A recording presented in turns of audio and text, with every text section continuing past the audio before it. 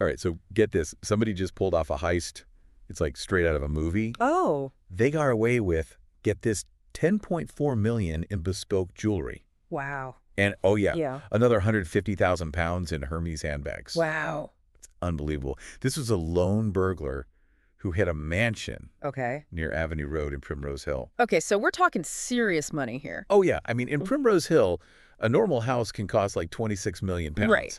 So you can imagine the kind of place we're talking about here. And it happened in broad daylight, too, between 5 and 5:30 p.m. Bold move. while the homeowners are out. I mean, what strikes me right away is the location, Primrose Hill, Yeah. right? That tells us that this wasn't some random, grab whatever you can kind of burglary. This burglar knew that they were going into a house where they could find some serious high-value stuff. Yeah, it's like they were shopping for a very specific clientele. Yeah, exactly. And the police described the suspect as a white male, Uh-huh. late 20s to 30s, medium build, wearing the usual dark hoodie, cargo pants, gray baseball cap. Right, trying to blend in. Yeah, face covered, of course. Of course. But what's really interesting is how they got in through a second-floor window. Second floor window, that's not your typical entry point. I mean, that suggests maybe some climbing equipment or, specialized skills or techniques. Yeah. Something that the investigators are definitely going to be looking into, right? Yeah, for sure. And also the timing. 5 to 5:30, it's not so typical for a burglary to happen in broad daylight. You'd think a professional thief would want, like, the cover of darkness, right? You would think, right. But actually, targeting a house in broad daylight, that can actually be a tactic to avoid suspicion because it's less expected. Think about it. At that time, most people are out and about, so somebody just kind of walking around might not be as noticeable. Right. It could suggest that they might have even known the homeowner's routine, like when the house would be empty. So maybe this wasn't just a random act? Seems unlikely. So what about the stuff they took? Yeah. I mean, we're talking serious bling, like a 10.73 carat graph diamond ring, Oh, wow. 2 De Beers butterfly diamond rings. Ooh, those are interesting. The butterfly design, that's pretty distinctive. Hard to disguise those if they turn up somewhere. Right. Yeah. And they also got away with Hermes Crocodile Kelly handbags. Oh, man. Statement pieces. Oh, yeah. They also grabbed I'm going to try to pronounce this, Niloticud Lumiere necklace by Hermes. That's a limited edition piece. It's not something you just find anywhere. So this tells me that they knew what they were going for. Maybe even had a buyer lined up beforehand. Like they had a shopping list. Yeah, it wasn't just about grabbing whatever was shiny. Yeah, and there was also a Van Cleef & Arpels clip with gold and diamonds and sapphires and pink sapphire butterfly earrings from Catherine Wang. This thief definitely had expensive taste. Oh, for sure. I mean, this is a collection that's been curated over time. It's not just random stuff. The variety, the exclusivity, all of that tells us a lot about, the person that they targeted.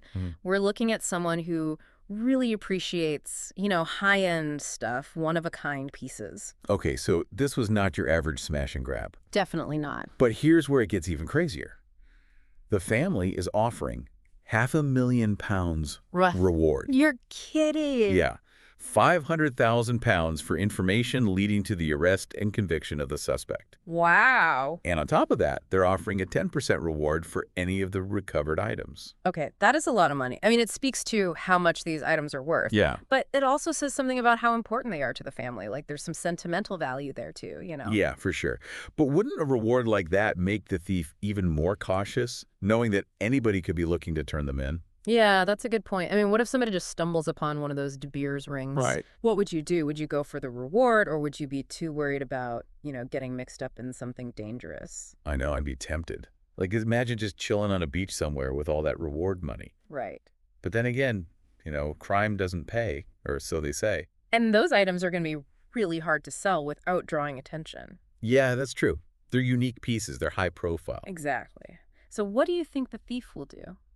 Lay low? Or try to cash in? Well, I mean, with that reward and how hard it'll be to sell those items, it's a pretty big gamble. It's a huge gamble. But you know what else is a gamble? What's that? Trying to sell a 10.73 carat diamond ring? I mean, who are you going to sell that to? Yeah, good point. These aren't things you can just pawn off. Right. They're going to need a specialist buyer, somebody with, connections in the stolen goods world. So this seemingly pretty straightforward burglary Yeah. might actually be connected to something way bigger. That's exactly what I'm thinking. And that's where things get really interesting.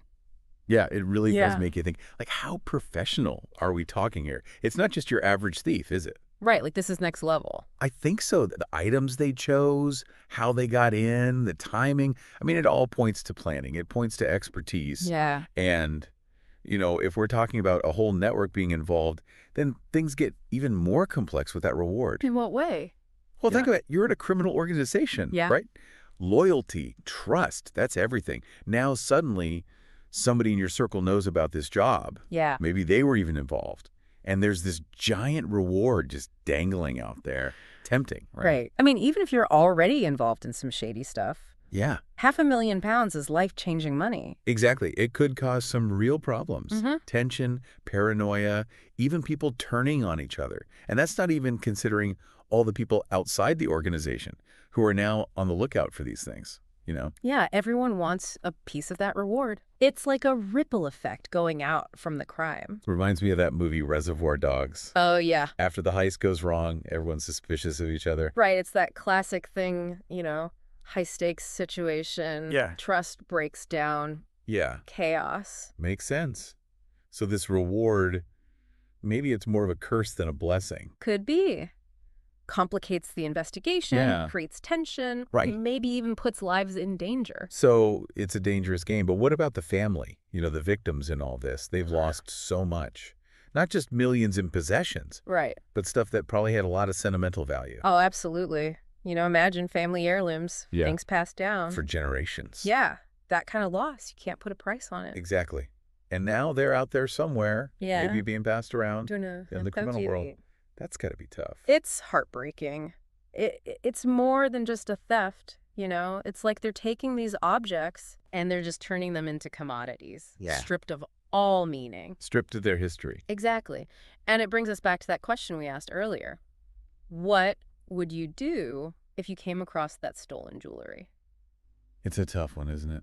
It is. The risks, the rewards, the fact that these items mean so much to someone.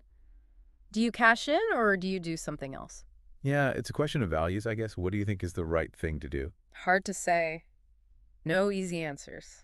I think that's a good place to wrap up our look at this Primrose Hill heist. Yeah, But the story's not over yet, right? The investigation is still going on. it is. Those jewels are out there somewhere. Who knows? Maybe one of our listeners will be the one to crack this case wide open.